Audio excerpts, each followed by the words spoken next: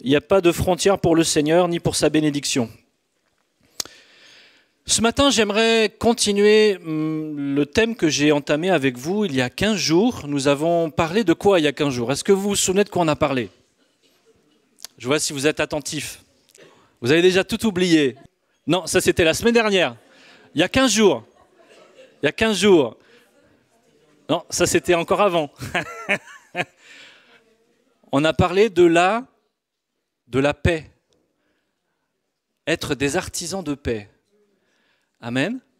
Ah, je vois qu'il y a besoin de faire un rappel. Rassurez-vous, on va en parler régulièrement sur les prochaines semaines. J'ai vraiment ce thème à cœur, être des artisans de paix. Je crois que Dieu veut véritablement que nos églises, elles soient en paix, qu'elles soient belles, qu'elles se bâtissent dans une paix véritable, celle du royaume de Dieu. Amen. Pourquoi? Parce que c'est dans ces relations belle, paisible, qu'effectivement le monde peut voir que véritablement nous sommes les disciples de Jésus-Christ. Si les gens qui viennent au milieu de nous voient nous diviser, nous quereller, nous disputer constamment, ils vont dire mais bon, qu'est-ce qu'on a à gagner à aller à l'église? Qu'est-ce qu'on a à gagner à croire en Dieu? Ces gens sont pires que nous. Mais le Seigneur nous dit, c'est par la relation paisible, la communion que nous avons les uns avec les autres, l'amour que nous exprimons sincèrement les uns envers les autres, que le monde verra que véritablement nous sommes les disciples de Jésus-Christ. Amen.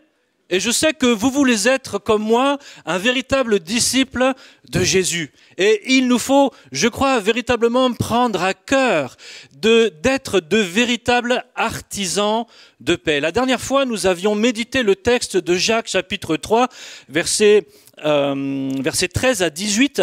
Et ce passage, il terminait ainsi. « Or, le fruit de la justice est semé dans la paix par les artisans de paix. » Autrement dit, eh bien, si nous voulons faire ce qui est juste, il nous faut le faire dans la paix en cherchant à bâtir une paix véritable. On avait médité ensemble, et peut-être si vous avez oublié, je vous encourage à aller regarder sur YouTube le message. Nous avions médité ensemble les caractéristiques d'un artisan de paix. Nous avions vu que l'artisan de paix n'est pas animé par la sagesse d'en bas, parce que la sagesse d'en bas, effectivement, ce sont les jalousies, les querelles, les animosités, tout ce qu'il y a dans le cœur, dans nos passions charnelles. Mais le véritable artisan de paix est animé par quelle sagesse? La sagesse d'en haut. On avait vu que cette sagesse, elle est pure, elle est pacifique, elle est modérée, conciliante, pleine de miséricorde et de bons fruits, qu'elle est exempte de duplicité et d'hypocrisie. Ce matin, j'aimerais aller un petit peu plus loin dans notre partage et j'aimerais qu'on puisse méditer ensemble quel est le fondement. Qu'est-ce qui fait que nous pouvons devenir de véritables artisans de paix? Qu'est-ce qui fait que nous pouvons être délivrés de ces passions charnelles qui mènent en nous toutes sortes de querelles, de jalousies, de disputes, et qui font que justement ce changement profond que nous pouvons expérimenter nous permet de recevoir la sagesse d'en haut et d'ainsi d'être de véritables artisans de paix. J'aimerais ce matin que nous parlions de la rédemption. C'est cet élément central et principal de notre vie de chrétien, qui fait que véritablement nous pouvons aspirer à être ces artisans de paix que le Seigneur nous appelle à être. En étant des artisans de paix, Dieu nous permet de réconcilier le monde avec lui. 2 Corinthiens, ce sera notre texte un peu central ce matin, on va en lire d'autres, mais la pensée centrale est dans ce texte 2 Corinthiens chapitre 5, verset 17. « Si quelqu'un est en Christ, il est une nouvelle création. Les choses anciennes sont passées. Voici, toutes choses sont devenues nouvelles. » Amen. Est-ce que quand vous voyez le matin dans la glace, vous vous dites cela? Je suis une nouvelle créature en Jésus-Christ. Amen. Est-ce que votre amen, c'est un vrai amen? Ou est-ce que vous dites, ah là, t'as pas une belle tête, mon gars, il va falloir que tu fasses quelque chose? Non. Juste le verset avant, le verset 16, justement, nous invite à ne plus voir selon la chair, mais à nous voir véritablement dans ce que nous sommes en Jésus-Christ. Une nouvelle création. Toutes choses sont devenues nouvelles. Et tout cela vient de Dieu, qui nous a réconciliés avec lui par Christ, qui nous a donné le ministère de la réconciliation. Car Dieu était en Christ, réconciliant le monde avec lui-même en n'imputant point aux hommes leurs offenses, et il a mis en nous la parole de la réconciliation. Nous faisons donc les fonctions d'ambassadeurs pour Christ, comme si Dieu exhortait par nous. Nous vous en supplions au nom de Christ, soyez réconciliés avec Dieu. Par cette œuvre de rédemption, et on va prendre le temps de la développer, de comprendre qu'est-ce que la rédemption biblique, et puis de voir comment cette rédemption, elle change notre vie, et comment on doit justement, on a entendu parler de la joie, et ce don qui nous parle de cette joie, la joie de notre salut, elle est fondamentale, parce que justement nous saisissons ce qu'est l'œuvre de la rédemption de Christ pour nous, alors notre cœur doit être rempli de joie. Mais par cette œuvre de rédemption, eh bien, il nous est dit, nous l'avons lu, Christ a mis en nous la parole de la réconciliation. Justement, nous devenons des ouvriers de paix pour faire en sorte que celles et ceux qui n'ont pas encore fait la paix avec Dieu puissent faire la paix avec notre Père. Nous vous en supplions. Soyez réconciliés avec le Créateur. C'est notre mandat à tous, c'est notre mission à tous. Personne ne peut dire non, moi je ne suis pas concerné, moi je suis un artisan d'autre chose, mais pas de paix. Non, c'est notre appel à tous. Nous sommes appelés à œuvrer pour construire la paix et amener la paix avec Dieu. Alors je ne vais pas revenir sur l'importance de nos relations en tant que chrétiens. J'ai beaucoup insisté là-dessus la dernière fois, je vais encore un peu insister aujourd'hui, mais je pense que c'est vraiment central que nous comprenions que Dieu veut utiliser nos relations pour toucher le monde. Et que toute cette histoire de rédemption, elle est avant tout une question encore de relation. Relation avec Dieu, et que cette relation avec Dieu restaurée, guérie, renouvelée, elle nous permet de restaurer nos relations avec tous ceux qui nous entourent. Et qu'en tant qu'enfants de Dieu, en tant que chrétiens, en tant qu'artisans de paix, nous sommes appelés à travailler fort par la grâce de Dieu, par la sagesse d'en haut, à avoir des relations de qualité avec les gens qui nous entourent. Il faut que nous soyons connus, nous, le peuple de Dieu, comme étant des gens de qualité dans nos relations. Pas des hypocrites, pas des menteurs, pas des tricheurs, pas des jaloux, pas des gens qui murmurent, mais des gens qui travaillent fort à ce que leurs relations elles puissent refléter le Dieu qui anime nos cœurs. Amen. Alors, la rédemption, c'est quoi? Qu'est-ce que c'est la rédemption? La rédemption, c'est un sujet central, c'est le fil rouge de toutes les Écritures, de toute la parole de Dieu. La rédemption, ça vient du mot ridémé, qui signifie rachat. C'est la libération par le paiement d'une rançon. C'est un mot qui était connu dans les cultures du passé, où finalement on parlait d'un rédempteur. Le rédempteur, c'était celui qui apportait une délivrance, parce que autrefois, on pouvait, lorsqu'on était criblé de dettes, se vendre comme esclave pour essayer de rembourser sa dette. Et le rédempteur, c'est celui qui venait délivrer celui qui finalement s'était rendu par lui-même captif pour essayer d'éponger sa dette. Et le rédempteur, qu'est-ce qu'il faisait? Il payait le prix qui était en dette, il effaçait la dette de cette personne pour le libérer. C'est ça le principe de la rédemption, c'est l'idée d'un rachat, c'est l'idée de payer une rançon, c'est l'idée d'être délivré, c'est l'idée de délivrer celui qui est en esclavage ou qui est en prison à cause d'une dette. Et tout au long des Écritures, on va voir qu'effectivement, la notion de la rédemption, elle est présente puisque Dieu désire être notre rédempteur. Nous qui sommes esclaves du péché, et qui n'avons aucun moyen d'effacer notre dette ni devant Dieu ni devant les puissances spirituelles, il a fallu que Dieu envoie un rédempteur pour nous racheter et nous sortir de la situation de laquelle nous ne pouvions pas nous sortir nous-mêmes. Le péché est entré dans notre monde Et c'est à cause de ce péché que nous avons besoin d'un rédempteur. Le péché, c'est ce qui fait que nous sommes en dette, ce qui fait que nous sommes esclaves, ce qui fait que nous ne sommes pas libres. Et le péché, lorsqu'il est entré dans le monde, on pourrait dire que le péché, c'est la cause directe et indirecte de tous les dysfonctionnements qu'il y a dans l'univers, qu'il y a dans notre monde, y compris le dysfonctionnement dans nos relations. Avez-vous remarqué comment, à cause du péché, toutes les relations ont été comme changées, transformées, mais dans le mauvais sens du terme? La première des relations qui a été brisée à cause du péché, c'est notre relation avec notre Créateur.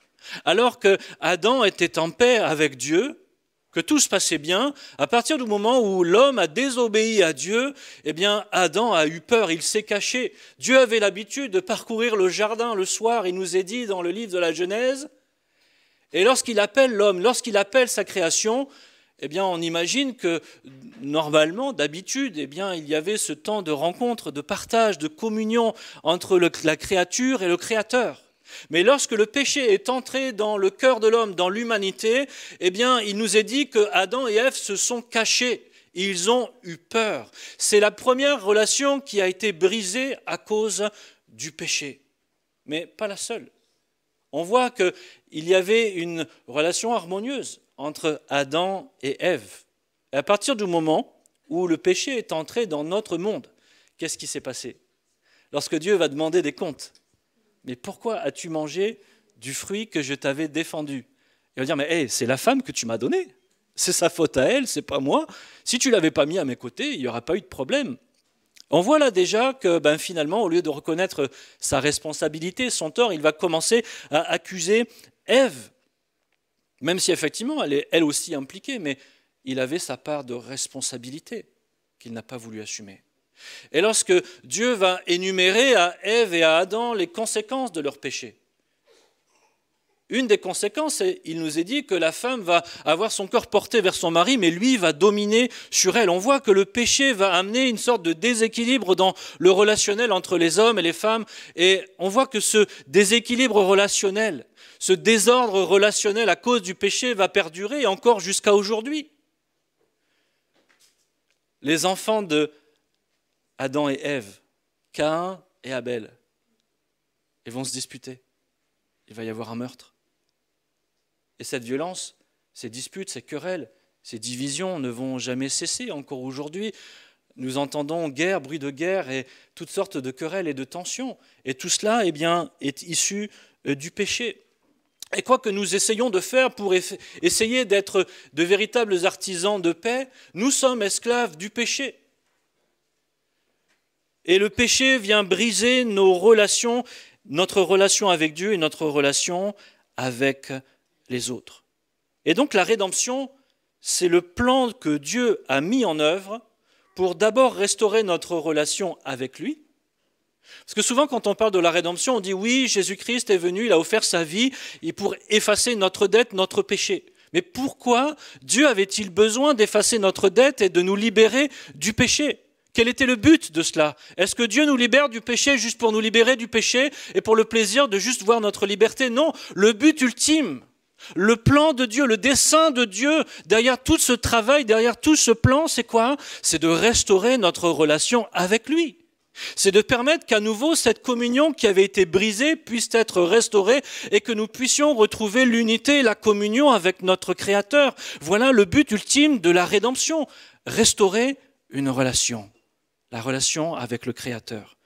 Mais bien plus, la rédemption, si elle nous permet d'abord de restaurer notre relation avec Dieu, elle est aussi l'œuvre de Dieu en nous, pour que nos relations avec les autres aussi puissent être des relations justes, des relations saines, des relations qui vont être source de paix et surtout qui vont amener les autres autour de nous à dire « Réconcilie-toi avec le Dieu de paix, réconcilie-toi avec mon Créateur ». Dieu veut utiliser nos cœurs et nos vies, nos relations pour amener le monde à se réconcilier avec nous. C'est pourquoi il a instauré l'Église, c'est pourquoi il a fait de nous ses témoins, c'est pourquoi il nous envoie de par le monde pour annoncer la bonne nouvelle de l'Évangile. Et quelle est cette bonne nouvelle? Christ est venu, il a offert sa vie, il a effacé le péché qui nous séparait de Dieu afin que la relation qui avait été brisée à cause de ce péché puisse être restaurée. Amen. la rédemption, c'est le fondement même de l'artisan de paix. Sans cette rédemption, eh bien, il nous est impossible d'être des artisans de paix. Dès le commencement, on voit que, alors que Christ n'est pas encore venu, déjà Dieu enseigne à l'humanité au fur et à mesure quel est le plan, quel est le sens de ce que Dieu va faire et de cette rédemption qui s'en vient. Lorsque Dieu fait une alliance avec Israël, que se passe-t-il ? D'abord, Israël se retrouve esclave dans le pays de la servitude. Ils sont en Égypte et là, ils sont réduits à être des esclaves. Et que fait Dieu ? Dieu vient, il les sort de leur esclavage et il les amène dans le pays de la bénédiction. Amen. Et à ce moment-là, Dieu déjà initie l'idée de ce qu'est être un rédempteur. Il y a un peuple rendu esclave, incapable de se délivrer par eux-mêmes, mais Dieu vient avec puissance, avec autorité, et il agit afin que ce peuple soit extirpé de son esclavage et qu'il puisse rentrer dans la liberté et surtout dans une alliance avec son Dieu. Exode 13 nous en parle, verset 11. « Quand l'Éternel t'aura fait entrer dans le pays des Cananéens, comme il l'a juré à toi et à tes pères et qu'il te l'aura donné, tu consacreras à l'Éternel tout premier-né, même tout premier-né des animaux que tu auras, les mâles appartiennent à l'Éternel. Tu rachèteras avec un agneau tout premier-né de l'âne, et si tu ne le rachèteras pas, tu lui briseras la nuque. Tu rachèteras aussi tout premier-né de l'homme parmi tes fils. Et lorsque ton fils te demandera un jour, que signifie cela ? Tu lui répondras, par sa main puissante, l'Éternel nous a fait sortir d'Égypte de la maison de servitude. Et comme Pharaon s'obstinait à ne point nous laisser aller, l'Éternel fit mourir tous les premiers-nés dans le pays d'Égypte, depuis les premiers-nés des hommes jusqu'aux premiers-nés des animaux. Voilà pourquoi j'offre en sacrifice à l'Éternel tout premier-né des mâles, et je rachète tout premier-né de mes fils. Et justement parce que Dieu a racheté ce peuple, ces premiers-nés qui étaient, eux aussi sous la condamnation, mais il leur a demandé d'appliquer le sang d'un agneau sur les linteaux de la porte afin que l'ange exterminateur, lorsqu'il passerait, passe au-dessus à cause du sang et les préserve, parce que Dieu les a rachetés, ils étaient son peuple, ils lui appartenaient. Autrefois, ils appartenaient à Pharaon, ils étaient esclaves de Pharaon, ils n'avaient pas leur mot à dire, mais Dieu vient, il intervient, il les rachète, il paye la dette, il fait en sorte qu'ils soient libres, et parce qu'il agit ainsi, parce qu'il est le rédempteur du peuple d'Israël en Égypte, ce peuple lui appartient désormais. Et ça, c'est une notion importante à noter. Deutéronome 7, « Car tu es un peuple saint pour l'Éternel ton Dieu, l'Éternel ton Dieu t'a choisi, pour que tu sois un peuple qui lui appartienne entre tous les peuples qui sont sur la surface de la terre. Ce n'est point parce que vous surpassez en nombre tous les peuples que l'Éternel s'est attaché à vous et qu'il vous a choisi, car vous êtes le moindre de tous les peuples, mais parce que l'Éternel vous aime, parce qu'il a voulu tenir le serment qu'il avait fait à vos pères. L'Éternel vous a fait sortir par sa main puissante, vous a délivré de la maison de servitude, de la main de Pharaon, roi d'Égypte. » Mais tout cela, cet exemple, cette histoire n'est que l'exemple, l'ombre des choses à venir. Il y a bien d'autres exemples dans l'Ancien Testament qui annoncent un plus grand rédempteur, un rédempteur qui allait faire quelque chose d'extraordinaire. Nous avons par exemple un autre exemple dans l'Ancien Testament, c'est l'histoire de Ruth et de Boaz. Boaz est le rédempteur de Ruth. Il va racheter les terres et le droit de mariage avec Ruth. Et c'est l'image de Christ qui vient racheter l'Église. Amen. Ésaïe, le prophète, annonçait justement, pourtant Dieu s'était déjà révélé comme un rédempteur. Ça faisait partie de l'histoire d'Israël de savoir que Dieu les avait rachetés, les avait sortis de la maison de servitude. Tout ça, ce sont des concepts que Dieu avait implantés dans la culture et dans le cœur de son peuple et au travers de son peuple dans le monde. Mais Ésaïe va annoncer qu'un plus grand rédempteur encore doit venir. Un rédempteur viendra pour Sion, pour ceux de Jacob qui se convertiront de leurs péchés, dit l'Éternel. Ce que dit Isaïe ici, c'est que si Dieu est déjà intervenu en tant que rédempteur pour sortir physiquement le peuple d'Israël d'une posture d'esclavage et les amener dans un pays de liberté, Dieu a un plan bien plus grand que cela. Dieu veut les libérer avant tout d'un plus grand esclavage que celui de l'Égypte. Et de quel esclavage est-ce qu'il nous parle ? Bien entendu, c'est celui du péché. Ce péché qui détruit la relation avec Dieu, ce péché qui détruit nos relations les uns avec les autres et qui nous empêche d'être véritablement réconciliés avec notre Créateur. Et justement, tout le message du Nouveau Testament, tout le message de Christ nous annonce cela. Jésus est ce Rédempteur annoncé par Ésaïe qui vient nous délivrer du terrible esclavage du péché. Il vient racheter notre dette, celle que nous ne pouvions pas payer par nous-mêmes. Les Israélites ont essayé de payer la dette. Ils ont essayé par leur obéissance de se rendre justes et de faire en sorte de pouvoir être acceptés par Dieu. Mais la réalité, c'est que le péché ne peut pas être effacé par nos bonnes œuvres. C'est seulement par le prix du sang. Et c'est ce que Jésus vient faire. Romains 3, 24, « Ils sont gratuitement justifiés par sa grâce, par le moyen de la rédemption qui est en Jésus-Christ. » C'est par son sang, et non pas avec de l'argent, que Jésus nous rachète et efface notre dette. C'est ce que Pierre dit dans 1 Pierre 1, 18. « Vous savez que ce n'est pas par des choses périssables, par de l'argent ou de l'or que vous avez été rachetés de la vaine manière de vivre que vous aviez héritée de vos pères, mais par le sang précieux de Christ, comme d'un agneau sans défaut et sans tache. » Le prix qui devait être payé, c'était celui du sang. Et c'est ce que préfigurait déjà le sacrifice de cet agneau à la Pâque, permettant de préserver les premiers-nés qui ensuite ont été rachetés à prix d'argent par le peuple. Mais tout ça, c'était qu'une image qui devait annoncer ce que Christ venait pour faire parfaitement. Et Christ est venu comme cet agneau qui a offert sa vie pour nous délivrer du plus grand des esclavages qui concerne non pas seulement Israël en Égypte, mais qui concerne toute l'humanité. Que nous le voulions ou pas, nous sommes esclaves du péché, esclaves du Dieu de ce monde. Et Dieu s'est donné lui-même pour nous, Jésus s'est donné lui-même pour nous, Tite 2,14. Il s'est donné lui-même pour nous afin de nous racheter de toute iniquité et de se faire un peuple qui lui appartienne, purifié par lui et zélé pour de bonnes œuvres. Est-ce que vous vous souvenez ce qu'on a dit déjà précédemment avec le peuple d'Israël? Il y a le même parallèle. Dieu va sortir Israël d'Égypte et il va lui dire: maintenant que je t'ai racheté, que j'ai été ton rédempteur, tu m'appartiens. Je suis ton maître, tu es mon peuple et tu es à moi. Et là, Tite nous rappelle cette vérité spirituelle, c'est que Christ qui s'est positionné comme notre rédempteur, il s'est offert lui-même, il a offert son sang, il nous dit que nous lui appartenons. Nous sommes son peuple qui lui appartient, purifié par lui et zélé pour de bonnes œuvres. Est-ce que tu as conscience, mon frère, ma sœur, que tu ne t'appartiens pas? Toi qui as mis ta foi dans le sacrifice de Jésus, ta vie ne t'appartient pas. Autrefois, tu avais l'illusion d'être libre et pourtant tu étais esclave. Tu pensais pouvoir faire ce que tu voulais, mais un jour tes yeux se sont ouverts parce que le Saint-Esprit a travaillé ton cœur et tu t'es rendu compte qu'en réalité tu étais esclave du péché.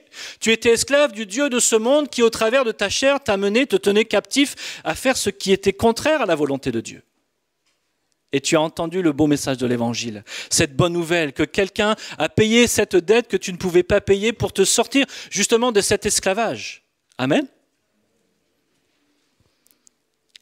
Et lorsque l'on comprend que Christ a payé le prix, qu'il nous a sortis de notre esclavage, nous devons réaliser que nous ne nous appartenons plus à nous-mêmes, mais nous appartenons à Christ. Nous sommes son peuple. Amen.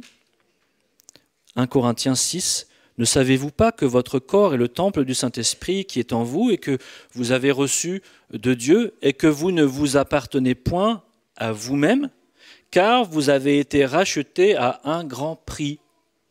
Glorifiez donc Dieu dans votre corps et dans votre esprit qui appartiennent à Dieu. » Nous appartenons à Dieu. C'est un grand privilège. Autrefois, nous étions esclaves du Dieu de ce monde, esclaves du péché, et nous en souffrions. Mais aujourd'hui, nous sommes libres. Tout à l'heure, on a entendu parler de cette joie du salut. Est-ce qu'on réalise encore combien notre posture en Christ est extraordinaire? Je ne sais pas si des fois on réalise que Certainement, vous avez déjà vu des séries TV où il y a des prises d'otages. Dans ce genre de série, il y a une prise d'otages, et puis là, il y a une négociation, et puis il y a un prix qui est demandé pour pouvoir libérer des otages. Alors des fois, c'est tous les otages d'un coup, des fois, c'est un au fur et à mesure. Et est-ce que vous avez remarqué que quand les otages sortent, ils ne sont pas « Oh merci, c'est sympa », et puis ils retournent à leur petite vie. Non, c'était une question de vie ou de mort. Ils sont prêts à sauter au plafond, ils sont contents, leur vie a été épargnée, ils sont libres. Ils étaient captifs et maintenant ils sont libres. Et nous, parfois, nous oublions quel prix a été payé pour notre liberté. Nous oublions le prix de la rédemption. Nous oublions que celui qui est venu, qui nous a libérés de notre esclavage, c'est Jésus-Christ, et qu'il a offert ce qu'il avait de plus précieux, sa vie. Sa vie. Et ça devrait continuer constamment à brûler dans notre cœur, d'être dans une réjouissance. Parce qu'en lui, nous sommes véritablement libres. Nous ne sommes plus esclaves du péché. Mais parfois, le temps, les circonstances, les difficultés de la vie nous font oublier, nous font perdre de vue quel cadeau extraordinaire le Christ nous a accordé. Il a offert sa vie pour nous. Je crois qu'une des premières caractéristiques en tant que chrétien, c'est de manifester une joie que le monde ne connaît pas. Pourquoi ? Parce que nous sommes sauvés, parce que nous avons été rachetés à un grand prix. Parce que nous étions captifs, parce que nous étions malheureux, parce que nous ne pouvions pas nous sortir de cette situation, mais quelqu'un est venu, a ouvert la porte de la prison et nous a extirpés de cette situation terrible.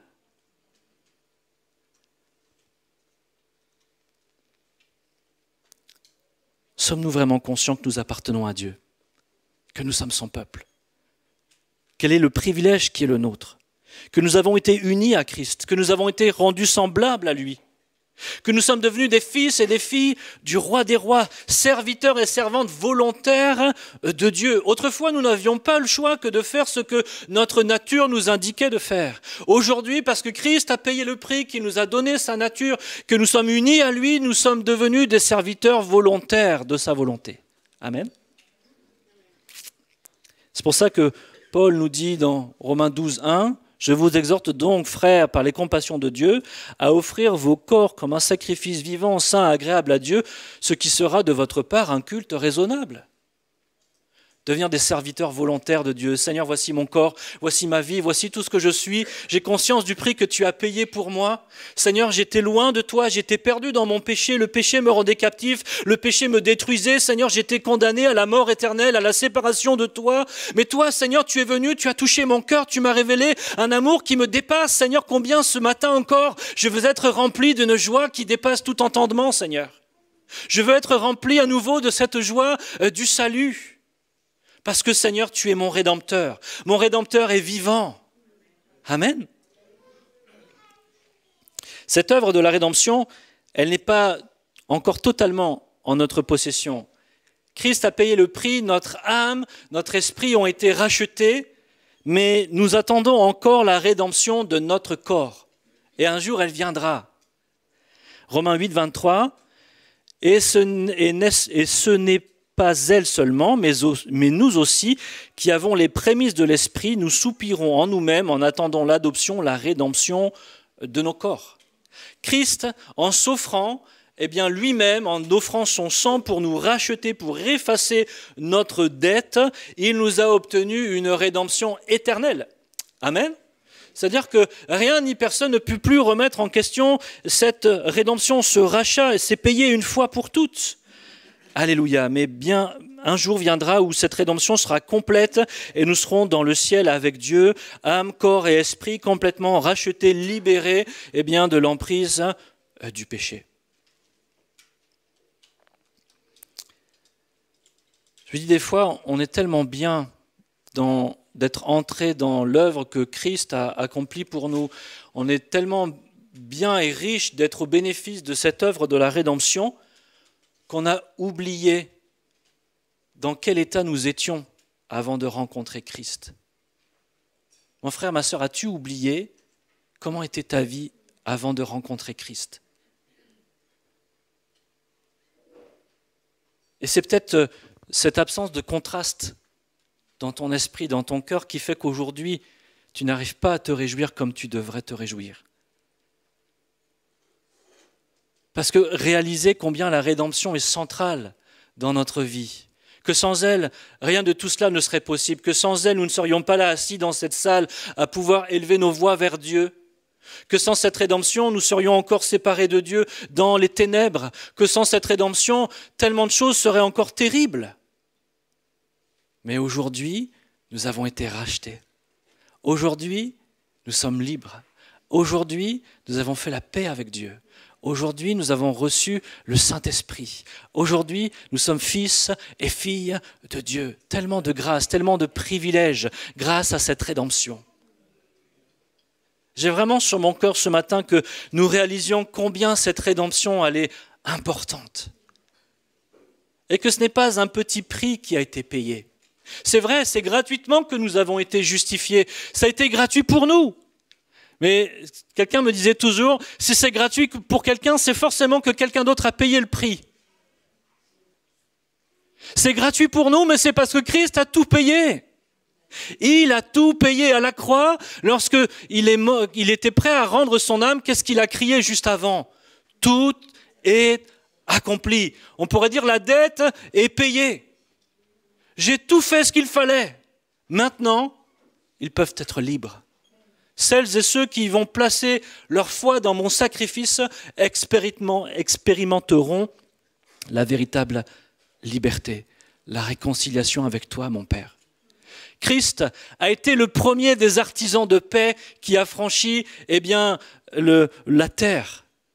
C'est le premier qui a marché sur la surface de la terre comme artisan de paix. Pourquoi? Parce que toute sa vie, toute son œuvre a agi pour que nous puissions être réconciliés avec notre Créateur. Et parce que nous, par la foi, nous recevons cette œuvre de la rédemption, notre cœur est changé, transformé, notre pensée est changée, transformée. Nous sommes unis à Christ pour que nous aussi, à l'image de Christ, nous devenions artisans de paix, pour annoncer la bonne nouvelle du royaume de Dieu et permettre à d'autres, comme nous l'avons fait, d'entrer eux aussi dans ce royaume, étant réconciliés avec le Père. Non pas par nos efforts, non pas par nos discours, non pas parce que nous pourrions être meilleurs que les autres, mais uniquement parce que nous annonçons l'œuvre de rédemption de Christ, le prix qu'il a payé à la croix. Parce que nous manifestons dans notre vie cette joie d'un véritable salut. Le monde est fort pour fabriquer des fausses joies, pour vendre toutes sortes de plaisirs, des joies éphémères. Mais nous devons présenter au monde la véritable joie, la joie qui vient du salut. Mon frère, ma sœur, je prie vraiment que ce matin, tu aspires au plus profond de ton cœur à retrouver cette joie du salut. Parce que c'est cette joie qui va contaminer les autres autour de toi. C'est cette joie que les gens vont sentir en toi qui dit, mais lui, il a quelque chose que moi, je n'ai pas. Et c'est ça qui va faire que tu vas pouvoir semer cette parole de réconciliation dans les cœurs. J'aimerais noter 7 changements que produit la rédemption dans notre vie. La première, on l'a déjà dite, mais c'est bien de le redire. Le premier changement que provoque la rédemption dans notre vie, c'est que nous changeons de relation avec notre Créateur. Je m'attendais à un Amen. Amen. On était loin de Dieu.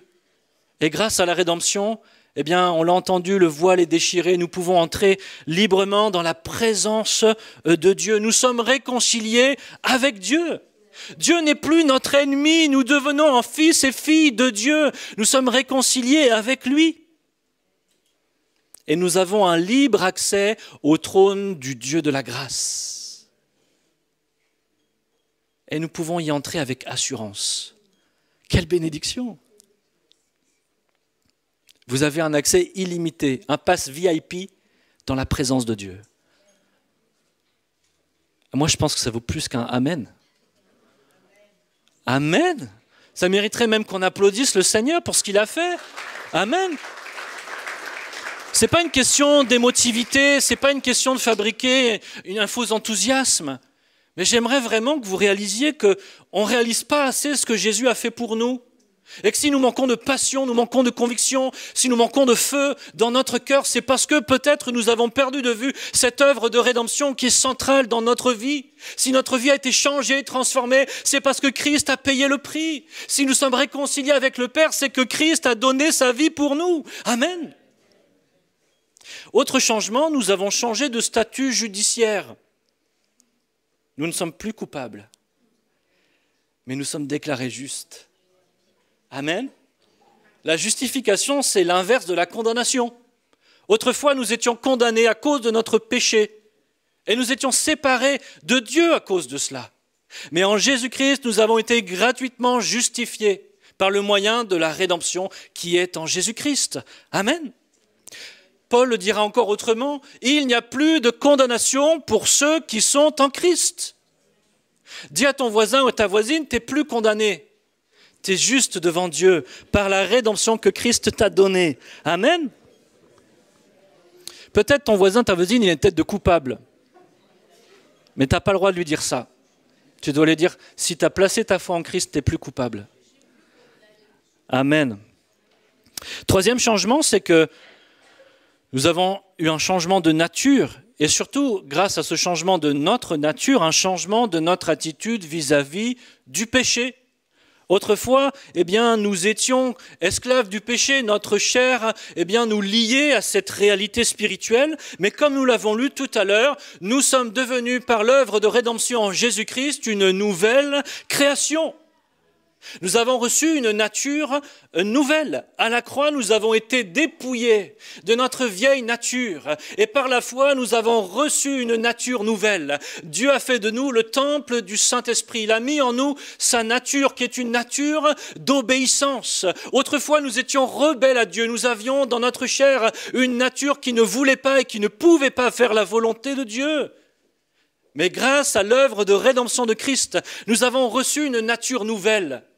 Et la nature de Dieu en nous nous permet d'être maintenant des enfants obéissants. Amen. On n'a plus d'excuses.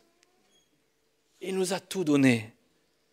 Et parce que nous avons reçu cette nouvelle nature, on ne peut plus se comporter vis-à-vis du péché comme nous pouvions nous comporter autrefois.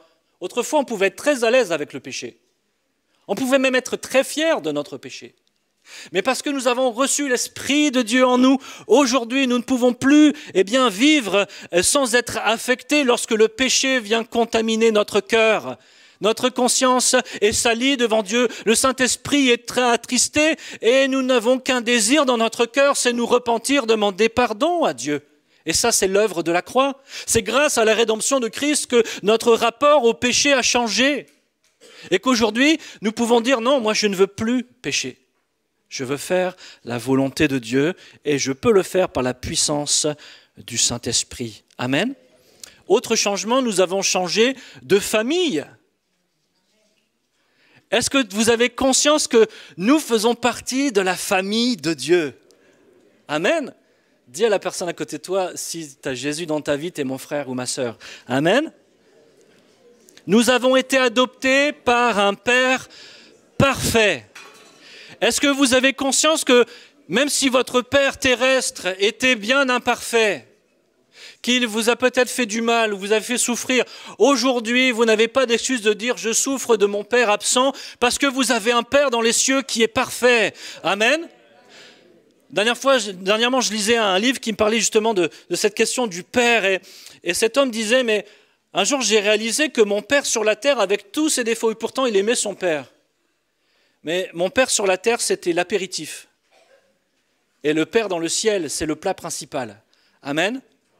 L'apéritif, c'est juste pour se donner un avant-goût de ce qui vient après.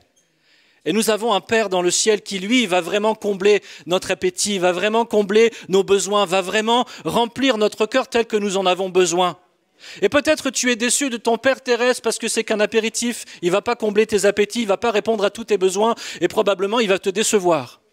Mais la vérité, c'est que tu as un Père dans le ciel qui, lui, va pleinement combler ton cœur, qui, lui, va vraiment faire la différence. Et si tu as un Père dans le ciel, c'est parce que Jésus a payé le prix. Il a été notre Rédempteur. Amen. Et en Christ, nous avons reçu un héritage. Non seulement on a une famille, mais attaché à cette famille, nous avons un héritage. Amen. Dieu ne nous a pas intégrés dans une famille pauvre. Des fois, on se dit... Si j'avais dû être adopté et qu'en plus j'étais adopté par des gens qui n'avaient aucun moyen. Mais là, on était adopté par la personne la plus riche de l'univers.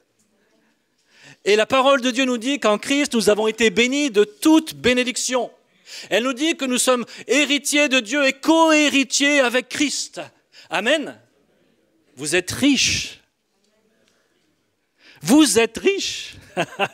Et si vous êtes riches aujourd'hui de toutes les bénédictions qui sont dans le ciel, c'est parce que Christ a payé le prix.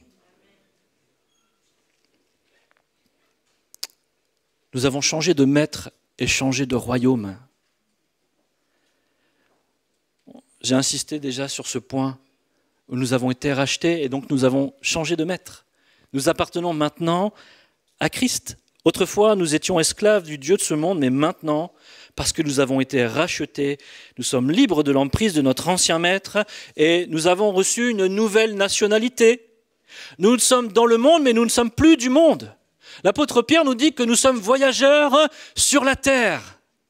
Est-ce que vous vous considérez vraiment comme des voyageurs sur la terre ? Être voyageur, ce n'est pas tous les jours facile, parce qu'on se dit, je ne suis pas chez moi. Il faut que nous ayons conscience que dans ce monde, nous ne sommes pas chez nous. Et parfois nous avons la tentation de vouloir nous installer dans ce monde, de vouloir retrouver comme un chez nous ici-bas. Mais notre chez nous, il n'est pas d'ici-bas, il est là-haut. Nous avons reçu une nouvelle nationalité. Nous appartenons au royaume de Dieu. Nous sommes passés des ténèbres à son admirable lumière. Et c'est pour ça que la parole de Dieu nous dit que nous sommes ambassadeurs pour Christ. Nous sommes ceux qui représentons le royaume de Dieu ici-bas sur la terre.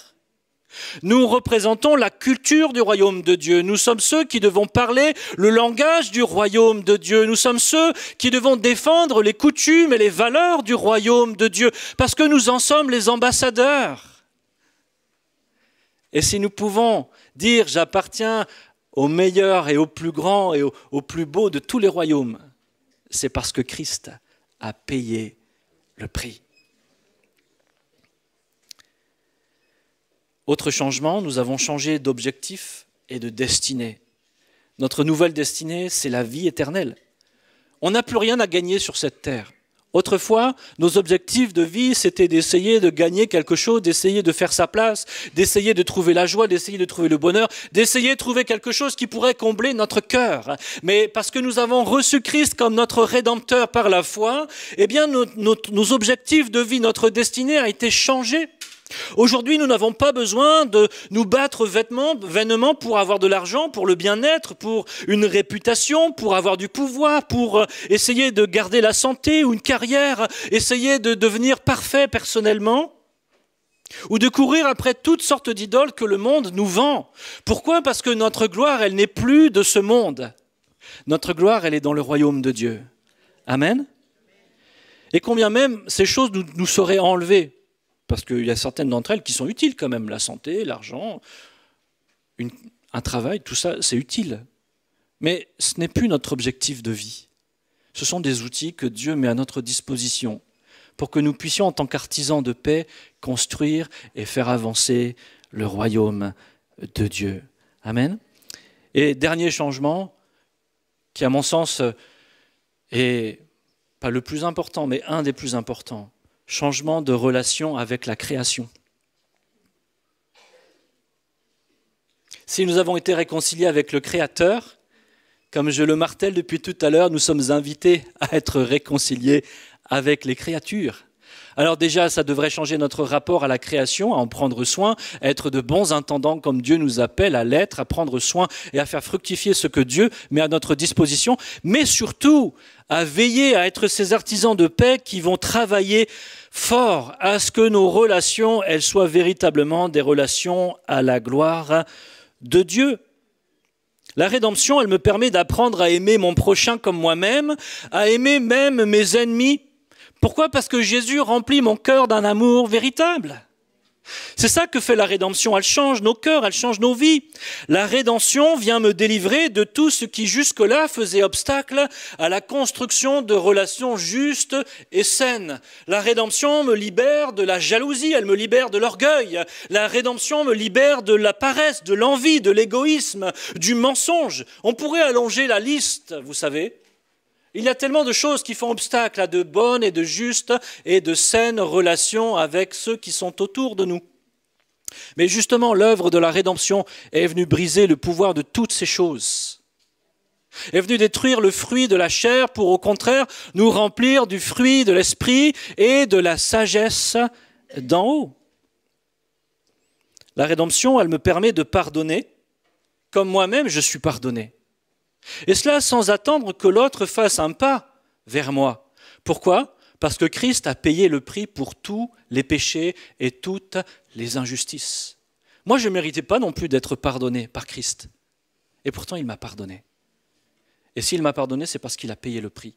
Et moi, je peux pardonner, non pas parce que l'autre va faire justice et mériter mon pardon, mais je peux donner mon pardon par grâce parce que Christ a déjà payé le péché de cette personne.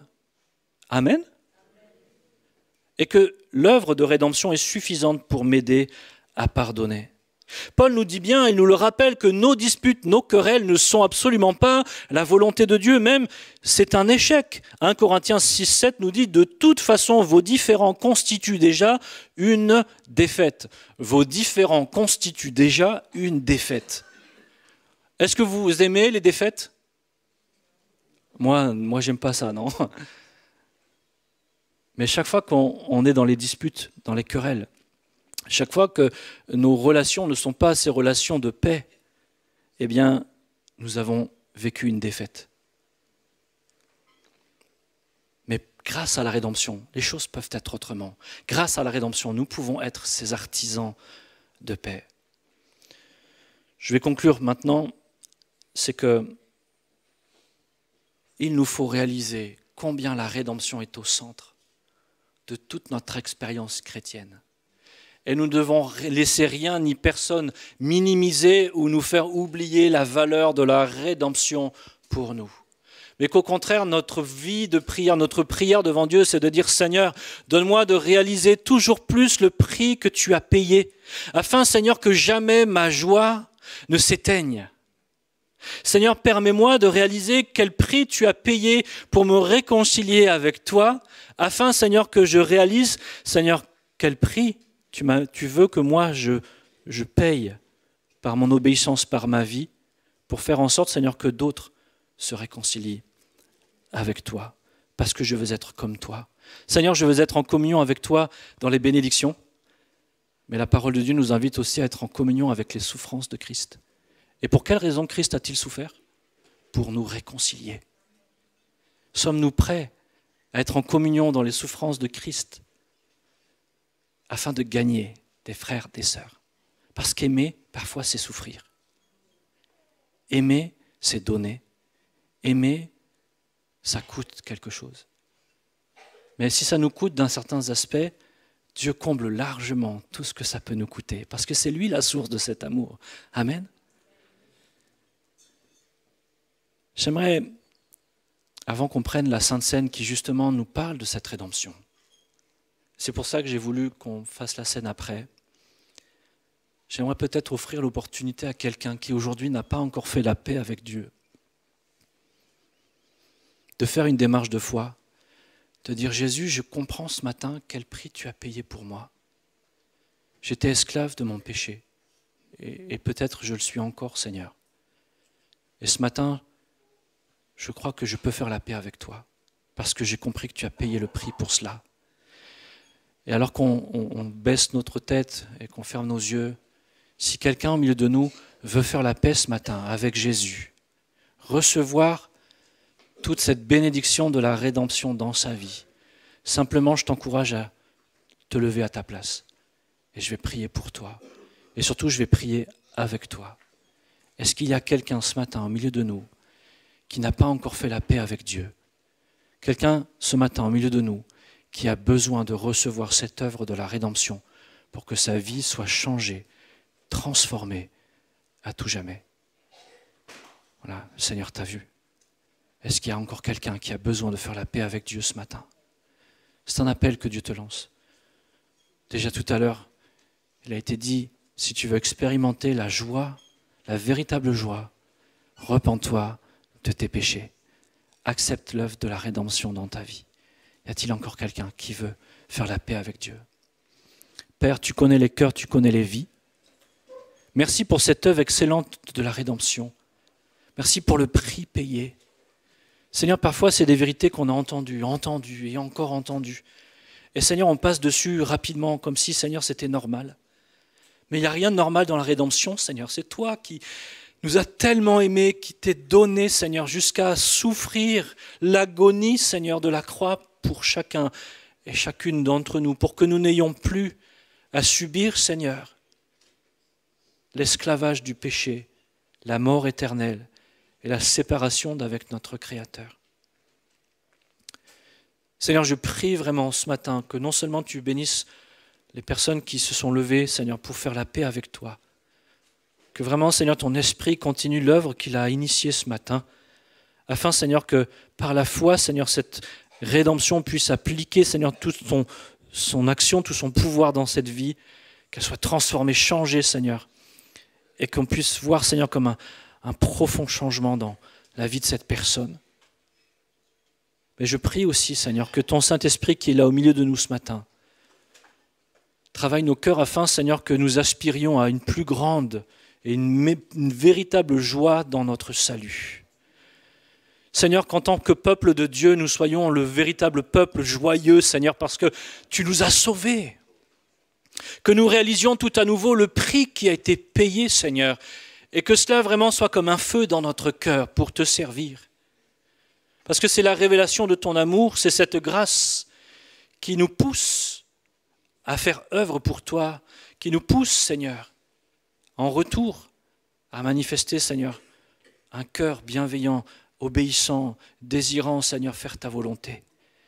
Je prie vraiment que tu nous aides ce matin à réaliser que tu désires que chacune d'entre nous, nous puissions être de véritables artisans de paix. Pas seulement en nous réconciliant lorsqu'il y a des disputes et des querelles, mais en travaillant jour après jour, Seigneur, à être, Seigneur, ces canaux que tu utilises pour porter cette parole de la réconciliation partout où nous sommes, Seigneur. Et je prie que si mon frère ou ma sœur a baissé les bras, ne cherche plus à être le témoin, Seigneur, que tu l'appelles à être. Seigneur, que ce matin, Seigneur, tu touches son cœur, afin, Seigneur, que cette pensée qu'il nous faut être des artisans de paix jour après jour brûle dans notre cœur, parce que c'est ce que tu attends de chacun et de chacune d'entre nous, avec notre conjoint, avec nos enfants, avec nos collègues, avec nos voisins, avec notre famille élargie, avec tous ceux que nous rencontrons. Permets-nous d'être dans cette perspective, d'être des artisans de paix, ancrés dans cette rédemption, Seigneur, remplis de cette joie et de cette sagesse d'en haut, Seigneur, afin que, Seigneur, avec tout ce que tu nous donnes, nous puissions vraiment impacter, Seigneur, avoir un véritable impact sur ceux qui nous entourent. Libère-nous de nos hypocrisies, libère-nous de nos mensonges, libère-nous, Seigneur, de tout ce qui parfois fait que nous sommes des chrétiens de paille, des chrétiens de façade, Seigneur, mais que véritablement nous nous approprions comme tout à nouveau les vérités fondamentales de ta parole et que cela vienne nourrir, Seigneur, notre relation avec toi. Seigneur, que notre louange, notre adoration, nous l'avons dit, nous voulons être des adorateurs en esprit, en vérité, que notre adoration soit nourrie, Seigneur, de notre joie, de notre compréhension de cette œuvre excellente que toi tu as accomplie pour nous, Seigneur. Merci de ce que tu nous as rappelé ces choses ce matin et combien nous ne voulons pas être des auditeurs oublieux, mais combien nous voulons prendre avec beaucoup de sérieux ce que nous enseigne ta parole. Jésus, merci d'être mon Rédempteur. Merci d'être notre Rédempteur. Merci d'avoir offert ta vie pour que moi, Seigneur, je sois libre. Je n'ai plus de dette, que je sois réconcilié avec toi. À toi soit toute la gloire, Père. Amen. Amen. Voilà, sans plus tarder, je vais inviter les frères qui ont été désignés pour la distribution du repas du Seigneur à s'approcher. Et vous qui avez pris l'engagement du baptême et souhaitez participer ce matin au repas du Seigneur, je vous invite à vous lever. On va lire deux courts textes dans Romains 3, à partir du verset 21. « Mais maintenant, sans la loi est manifestée la justice de Dieu, à laquelle rendent témoignage la loi et les prophètes.